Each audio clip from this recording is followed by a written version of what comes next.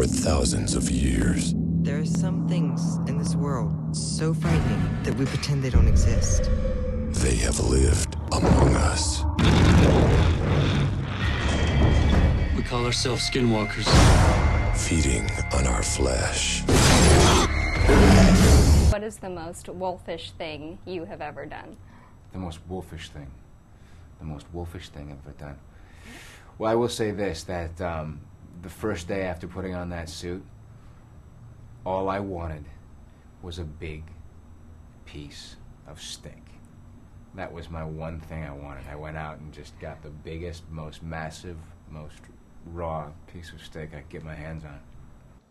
You know, we used a lot of other animals as well in the feeling of the character. Just kind of brought the panther movements as well in with because I felt like Sonya was very super sensual and sexy at the same time. So, you know, there was a lot of other animal instincts within her werewolf, just because it worked and it was part of her personality.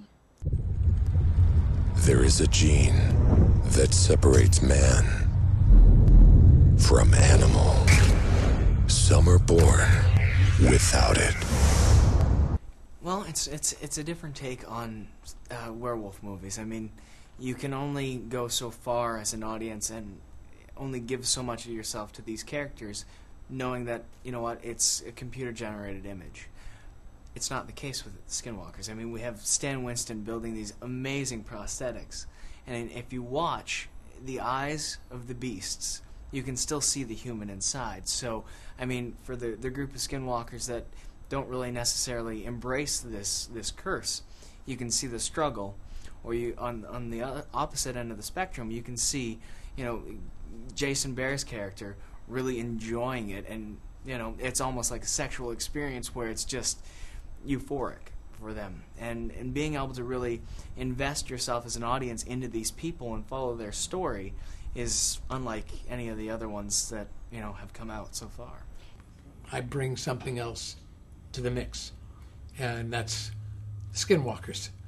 And we can do something on a small budget that will be that's art heavy and not so money techno heavy, and allow me to do what I wanted to do, which was create the werewolves, Skinwalkers, that were truly created by the actors.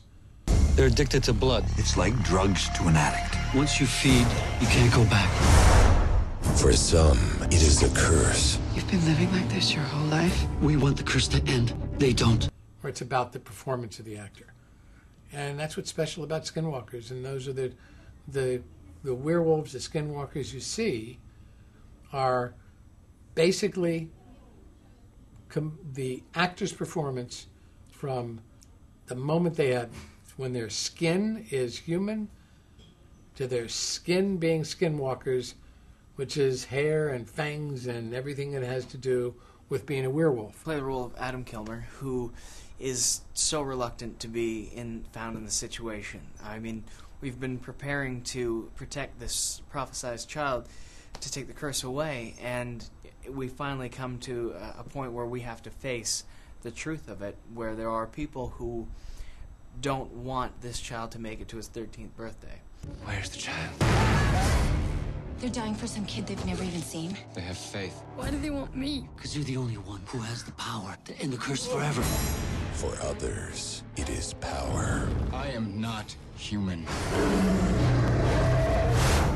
Well, I thought that was, I mean, I'd heard of shapeshifters in Native American lore before. The Navajo is the one who I think created the word skinwalker, or I guess Yenadushi is I believe the name that they have. But I've always been fascinated by Native American culture, and to have that be the sort of new original take on werewolves was really interesting for me. It goes through different stages. I had 4 different sets of teeth, slightly long and longer, and then really full on bite. And the makeup, like she gets her eyes in first, and then the hair starts to grow, and you know, the makeup was pretty detailed. The whole face was, you know, our faces got molded to these really hot clay, and then they filled the whole mold up with silicone or some sort of material that they use that actually, you know, stick to the skin. And so if you move your face or you blink or you scrunch your face, like everything was shown through to the makeup because it was very tight to the skin. We did use every trick in the book. We did use, of course, prosthetics and makeup effects. We used digital effects, but we never used more than we possibly could that would hide any part of the actor's character or his performance, so that it would all come through. So everything you see, although we did our little special magic, at the end, the character is created by the actor. Half man, half beast.